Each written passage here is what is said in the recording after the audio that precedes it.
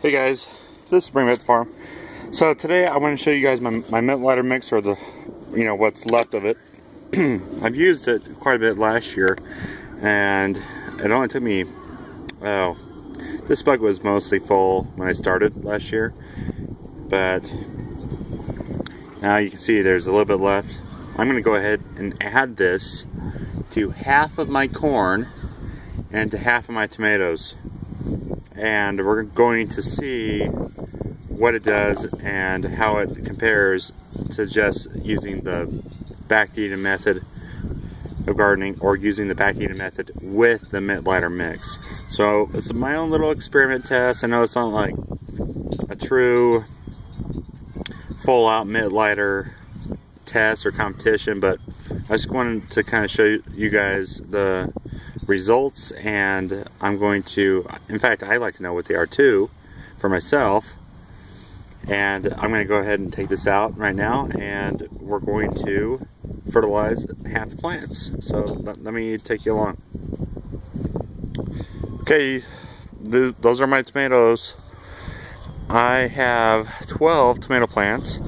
I have 4 rows of 3 right here, and what I'm going to do is my weakest tomato plants I'm going to give the mix. So I have these plants over here on this side. Those aren't doing as well as those for some reason. I don't know why, but I'm going to go ahead and give the mix to those plants and to these plants right here. And we're going to watch and see how they adjust and how they grow over the course of the summer to see what production is like. I know it's not like a super awesome test, but you know what, I figured why not give the weakest link over here so it just doesn't make it look like it's just growing awesome from the back-to-Eden stuff or whatever. But let's see if we can get those and these to catch up to both of those, and that's what we're going to do right now. Let me show you how I apply the mix. So I have the mix right here. I got this cup. And that's what it looks like. It has all different stuff in it.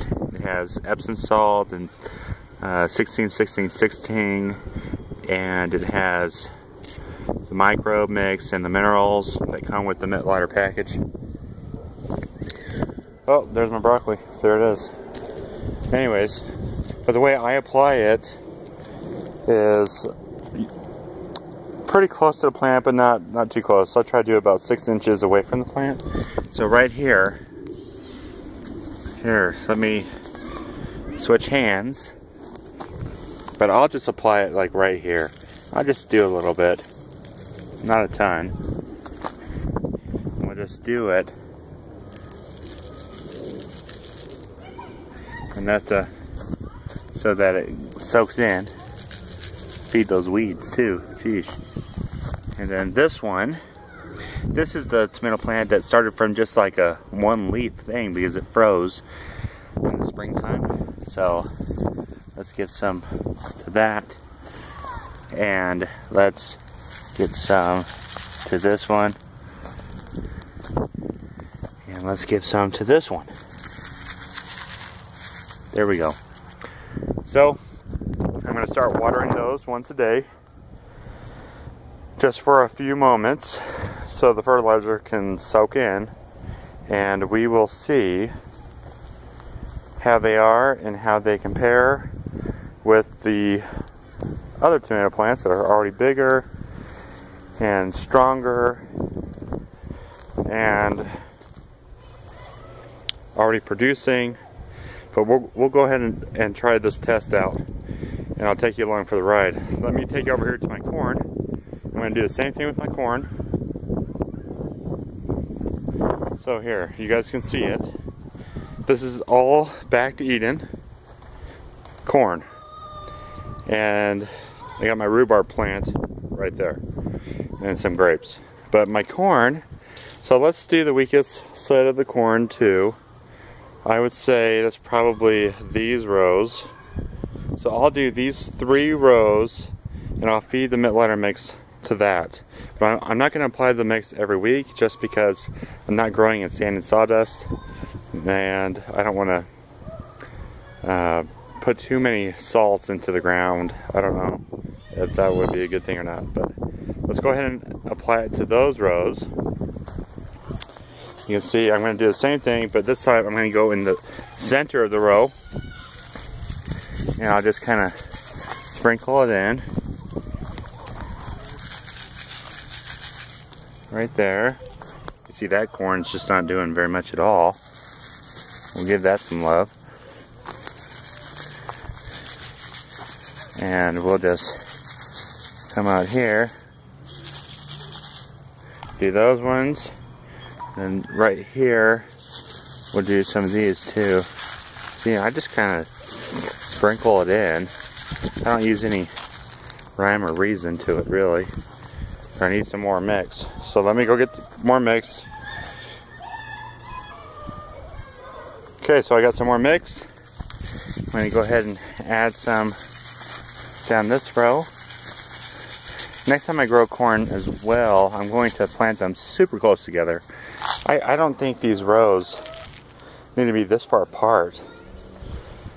I mean, I'm literally going to plant them like 6 inches apart and just do like a bush of them, of corn. And we'll just see what happens and how it goes. But, so I got the corn all fed with the mix. And we'll see how that goes. Oh, let's go ahead and just put some on the grapes real fast too. See if that helps the grapes out a little bit. Have to water those in, because I think the mix does help. I think it does help quite a bit, but it just depends on what you want to do. And because the mix, having the mix, it is, I mean, yeah, there's the argument that it's organic or not organic or whatever. I don't believe it's organic necessarily, just because the 10-10-10 fertilizer does not naturally occur in the earth that way. It has to be like chemically produced. And so from that point of view, I don't know, but it does bring in all of the food and nourishment the plant needs, which is a huge benefit. Because a lot of times you just don't know, like, you don't know what your plant's missing. And so I think the Mittleider mix is a good base resource for it. I do like to plant in the ground, just because I like planting in the ground, and I do want to make my ground better over time. I do want my earth to become the best that it can, just because I think that's good practice. And I think, I mean, I'm a steward over my property, so I kind of want to make it as rich and as nice as I can. But anyways, those were my tomatoes that I showed you, and also the corn and tomato test with Mittleider versus Bring Back the Farm, or Back to Eden. This is Bring Back the Farm. But anyways, thanks for watching, and until next time, keep on gardening.